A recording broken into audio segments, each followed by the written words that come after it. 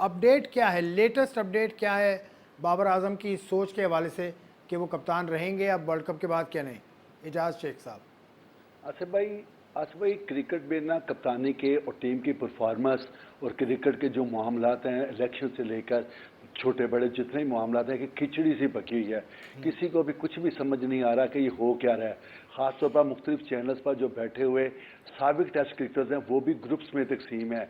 हर एक अपनी बोली बोल रहा है। पाकिस्तान क्रिकेट की बात या पाकिस्तान टीम की परफॉर्मेंस पे जब बात होती है तो उसको लिंक करते हैं चेयरमैन पीसीबी के साथ या टीम मैनेजमेंट के साथ, और ख़ास तौर पर बाबर आजम को कुछ लोग ख़ास तौर पर हदफ बनाते हैं। तो इस तनाज़र में जब पाकिस्तान टीम ने 4 मैच हारे हैं और 4 जीते हैं, तो जो हमारे ज़राए हैं उनका यही कहना है कि बाबर आजम बिल्कुल ये मशावरत कर रहे हैं, हतमी फैसला वो पाकिस्तान पहुंच कर करेंगे। और कुछ लोगों का ये भी कहना है कि जब वो पाकिस्तान में पहुंचेंगे तो अगर खुद छोड़ेंगे ना तो हो सकता है उनको कुछ नाकाबिले तलाफी नुकसान भी उठाना पड़े। इस मसलन वजह से मसलन उनको मसलन ये भी मशवरा दिया जा रहा है। मसलन क्या नुकसान उठाना मसलन पड़ेगा? ये जो एक कैटेगरी है जिस पे अभी तक इन्होंने साइन नहीं किए, उस पर भी काम उनका रुक सकता है।